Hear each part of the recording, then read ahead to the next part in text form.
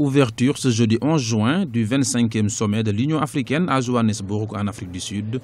Il débutera par une réunion des ministres suivie par l'arrivée des chefs d'État ce samedi. Au cœur des discussions, les différentes crises sur le continent, la situation en Libye et au Soudan, la lutte contre le terrorisme et surtout la crise politique au Burundi. Probablement également à l'ordre du jour, la xénophobie après une vague d'attaques contre les étrangers en Afrique du Sud. C'est d'abord le sommet des crises.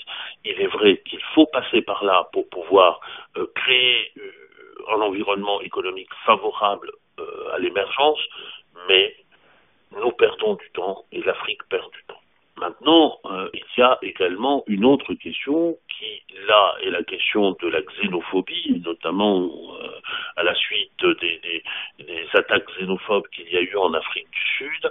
Il est normal que dans le pays qui organise une réunion de l'Union africaine, c'est-à-dire qui est le pôle, cette fois-ci, du panafricanisme, on puisse s'intéresser à cette question-là de savoir comment ce pays accueille les autres Africains chez lui. Ce sommet, qui à l'instar du dernier sommet de l'Union africaine en janvier à Addis Abeba, a pour thème année de l'autonomisation des femmes et du développement en vue de la réalisation de l'agenda 2063 de l'Afrique, entend être une plateforme de reconnaissance de l'égalité entre les hommes et les femmes sur le continent.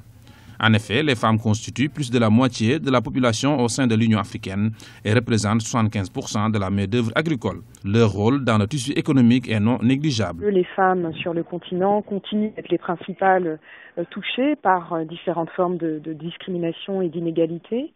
Ce qui est important pour la FIDH, c'est que ce sommet puisse aussi, dans les discussions qui seront menées sur la question des droits des femmes, aborder aussi le fait que dans les situations de conflit et de crise, les femmes sont souvent les premières victimes de crimes, et en particulier de violences sexuelles.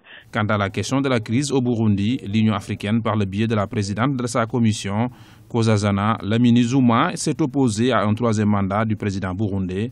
Elle demande le respect de la Constitution.